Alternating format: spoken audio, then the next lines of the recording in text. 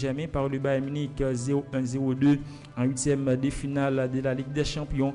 Marco Verratti, 30 ans, 30 matchs, toute compétition confondue cette saison, est revenu sur cet échec lors d'une conférence de presse avec la sélection italienne. Critiqué pour sa perte de balle qui a entraîné le premier but allemand au match retour, l'Italien assume son erreur. J'ai eu tellement de compliments depuis longtemps en France. Là, j'ai fait une erreur. Les critiques sont logiques. J'ai 30 ans, j'ai les épaules larges. Je suis le premier à savoir quand je me suis trompé ou non. Ce n'est pas ça qui va m'arrêter à lancer le petit hibou avant d'assurer qu'il espère toujours soulever la C1 avec le Paris Saint-Germain. En Espagne, en fin de contrat en juin prochain, Lionel Messi ne sait pas encore de quoi sera fait son avenir, alors que le club du Paris Saint-Germain va tenter de le prolonger. L'attaquant argentin ne s'imagine pas forcément poursuivre son aventure parisienne, débutée en 2021. Et les champions du monde opteraient même plutôt pour un retour en Catalogne. La radio catalane AC1 affirme que la Pulga verrait de bon oeil la possibilité de comeback au FC Barcelone la saison prochaine. Cette éventualité n'avait pas été envisagée par le joueur initialement. Il a en effet mis beaucoup de temps à digérer son départ forcé du Barça alors qu'il espérait prolonger son contrat, mais finalement le temps a fait son œuvre et le sceptique Ballon d'Or et s'imaginerait bien boucler la boucle en retournant là où tout a commencé pour lui en Europe. Absent depuis un mois en raison d'une blessure à la cuisse droite, le milieu du FC Barcelone, Pedri, 20 ans, pensait revenir à la compétition pour le Classico contre Real Madrid 2-1 dimanche dernier, mais l'Espagnol a rechuté vendredi à l'entraînement et depuis, la durée de son indisponibilité restait floue. La presse catalane donne des nouvelles et annonce que le prodige barcelonais devrait être écarté des terrains pendant encore un mois. Le Barça ne veut prendre aucun des risques avec son jeu et son retour est désormais espéré pour la réception de l'Atlético de Madrid le 23 avril. Donc, il manquera la demi-finale retour de la Coupe du Roi contre Real Madrid le 5 avril prochain au Camp Nou. Les relations sont distendues entre le Real Madrid et la fédération espagnole. Le club madrilène qui s'est encore senti lésé par l'arbitrage dimanche après le but pourtant logiquement refusé de Marco Asensio à Barcelone. Au Camp Nou 2-1 aurait perdu toute confiance dans la justice du système d'arbitrage. Selon Marca, le club serait prêt à utiliser toutes ses armes pour imposer un changement dans le système alors que la chaîne du club Real Madrid TV avait déjà publié plusieurs articles à charge à l'encontre des hommes en jaune ces dernières semaines et notamment à l'encontre de Carlos Gomez, l'arbitre de 50 ans responsable de la VAR en Espagne, serait jugé comme adversaire du club à Valdebebas. La publication madrilène rapporte que le Real Madrid souhaiterait ainsi ne plus le voir occuper ce poste. Ce matin, sur la une du quotidien madrilène AS, il y a une info mercato qui concerne le Real Madrid. En effet, le journal annonce que l'objectif des Merengues se nomme Gabriel Veiga, le milieu offensif du Celta de Vigo. Madrid s'intéresse au jeune joueur de 20 ans, l'une des sensations de la Liga en tant qu'option future. Sa clause de 40 millions d'euros est abordable. Reste à savoir si le club madrilène passera à l'action dès cet été. En Angleterre, Antonio Conte et Tottenham, c'est bientôt fini. Après l'énorme coup de gueule de son manager samedi dernier, le club londonien a décidé de s'en séparer avant la fin de la saison avec le coach italien. Mais l'Italien ne devrait pas partir les mains vides, comme le souligne Daily Mail. L'ancien sélectionneur de l'Italie possède encore 3 mois de contrat rémunéré à hauteur de 15 millions de livres par an, ce qui signifie que l'actuel 4e de Premier League doit encore 3,7 millions de livres sterling à son entraîneur, soit un peu plus de 4 millions d'euros.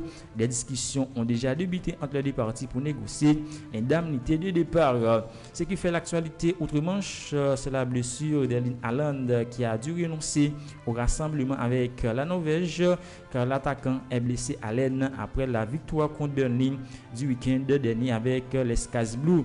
Et comme le rapporte le Daily Express, la blessure du cyborg inquiète Manchester City. Le club mancunien espère qu'il sera vite remis car des échéances importantes attendent les Citizens et vu la forme qu'il avait ces dernières semaines, ça serait un énorme coup dur pour Pep Guardiola, notamment pour la Ligue des Champions. Au Portugal, exilé en Arabie Saoudite, Cristiano Ronaldo, 38 ans, ses 96 sélections, 118 buts, n'a pas renoncé avec l'équipe du Portugal. Malgré les doutes qui ont suivi la Coupe du Monde au Qatar, l'attaquant d'Al Nassr n'a pas pensé à tourner le dos à la sélection portugaise.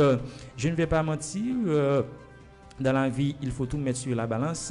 Nous avons réfléchi, ma famille et moi, mais nous sommes arrivés à la conclusion que malgré les difficultés, nous ne pouvions pas jeter l'éponge. Je puis voir les situations sous différents angles. Cela m'a beaucoup appris. Je suis heureux de retour. L'entraîneur a montré qu'il comptait sur moi. J'ai toujours voulu jouer. Comme vous le savez, il a parlé à tout le monde et à moi aussi. J'ai compris que j'avais beaucoup à apporter à l'équipe nationale. Je le sens et je le veux. Et mon désir est d'amener le Portugal au plus haut niveau. Je donnerai toujours ma contribution quand ils auront besoin de moi, a admis l'incroyable Ballon d'Or en conférence de presse. Avec Roberto Martinez, Ronaldo pourrait donc retrouver un rôle important après avoir été relégué sur le banc de touche contre la Suisse 6-1 et le Maroc 0-1 par Fernando Santos en Coupe du Monde. Parallèlement aux Pays-Bas, ce vendredi, l'équipe de France accueille les Pays-Bas pour le compte des éliminatoires de l'Euro 2024.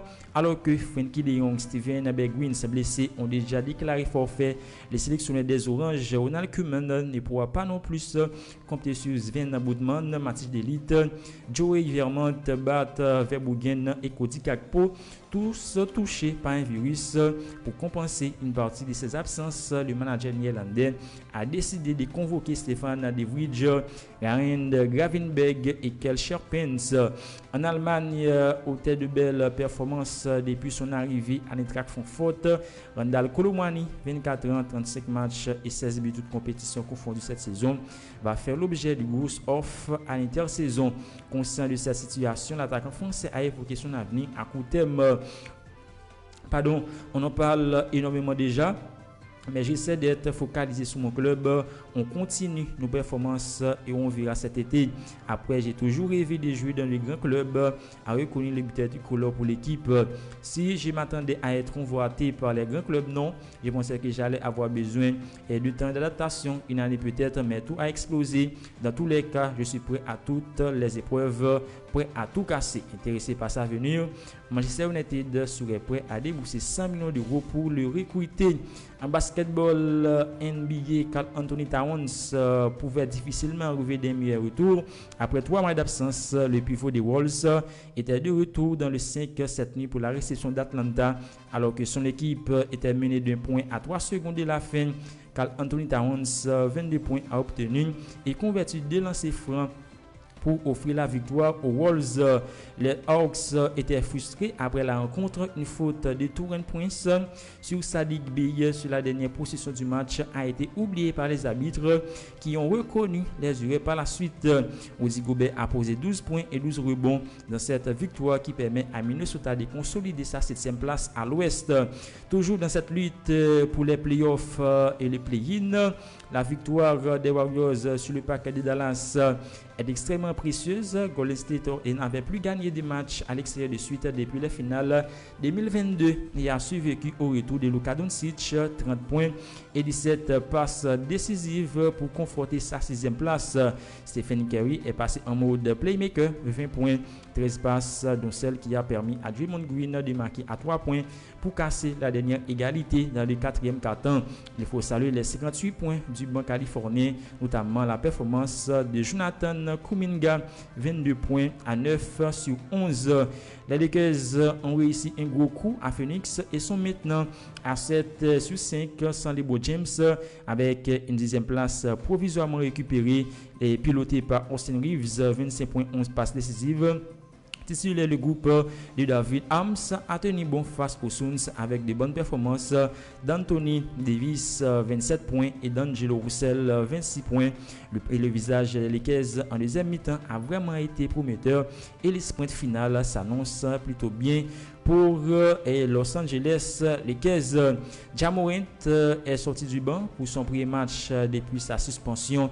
Le meneur de Memphis a participé à la victoire des Saints à domicile contre Houston et a apporté 17 points et 5 passes décisives avec le meilleur du match et une émotion assez visible. L'homme fort des Grizzlies a de nouveau été Jaren Jackson Jr. qui a roulé sur la raquette avec 37 points, 10 rebonds et 2 contre à 14 sur 20. Les résultats en détail: victoire des Nuggets contre Wizards 118-104. New York Knicks est tombé face à Miami Heat 127-120. Indiana Pacers a battu Toronto Raptors 118-114. Golden State Warriors se défait de Dallas Mavericks 127-125. Philadelphia Sixers a surclassé Chicago Bulls 116-91. Grizzlies Memphis a dominé Houston Rockets 130-125.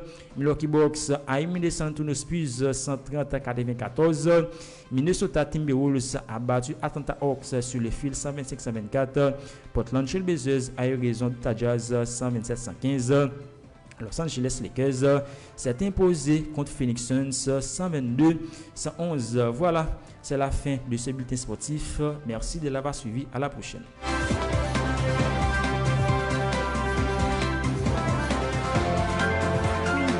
Vous avez suivi un bulletin d'information de la radio Toxic FM. Notre mission consiste à informer l'auditoire de manière objective et équitable.